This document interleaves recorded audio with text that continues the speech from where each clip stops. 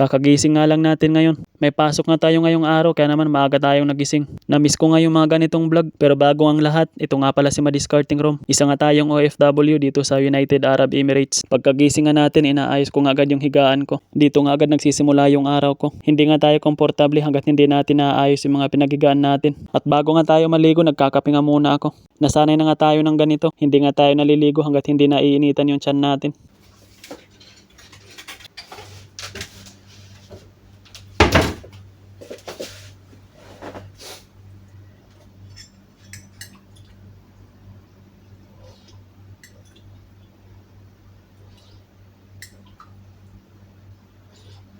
Sa mga oras na nga yan, nakaligo na nga tayo at nakapagbihis na rin.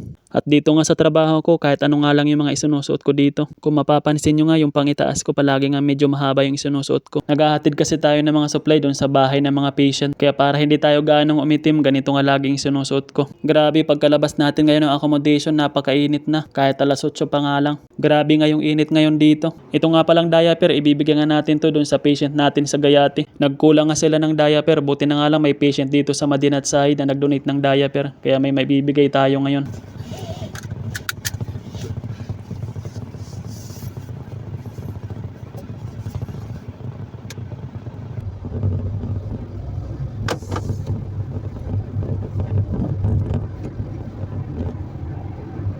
Dito nga sa Western Region, ang lalayo nga ng mga patient namin. Meron nga kami sa Gayati, sa Ruwais, sa Merfa, at saka dito sa Madinat Side. Pag nagkakasabay-sabay nga ng request yung mga nurses dito, inuuna ko nga muna dito sa Madinat Side kasi ito yung medyo malapit sa accommodation namin. May clinic nga dito malapit sa accommodation namin. Dito ko nga kinukuha yung ibang mga gamot ng patient. Pag nakuha na nga natin yung gamot, tsaka naman natin ihahatid doon sa bahay ng patient. Itong unang hinatiran ko nga ng gamot, bagong patient nga lang to dito sa company namin. First time ko nga rin maghahatid ng gamot dito sa bahay ng patient na to. At ilang minuto na nga rin tayo naghihintay dyan, hindi ba rin lumalabas yung nurse. Kaya tinawagan ko siya ulit, nagkamali pala siya ng bigay ng gate number sa atin. Kaya bigla nga tayong umalis dyan, baka mapagalitan pa tayo. At nahanap ko na rin yung bahay ng patient at nandito na rin yung nurse na naka-duty. Bago ko nga ibigay sa kanya yung mga gamot ng patient, pinagsabihan ko nga muna siya na siguraduhin na tama yung ibibigay niyang gate number para hindi nasasayang yung oras natin. Sa trabaho ko nga ito, napaka-importante nga yung oras sa akin. Bumibiyahe nga tayo ng mga 1 oras mahigit para lang makapunta dito. At yung kagandahan nga lang dito, walang ganong traffic. Kaya pinapaharurot ko yung sasakyan ng company. Yung speed nga dito papuntang Gayati nasa 140 nga. Wag lang tayong lalampas dun. 3 to 5 minutes nga bago tayo makarating dito sa bahay ng patient. Tinawagan ko na nga yung nurse na lumabas na siya. Para hindi na tayo gaano maghintay dito sa labas. Bago nga tayo lumabas ng sasakyan, binalot ko nga muna yung mukha ko. Grabe nga yung init ngayon dito. Nagdadala nga ako lagi ng isang t-shirt pang balot sa mukha ko.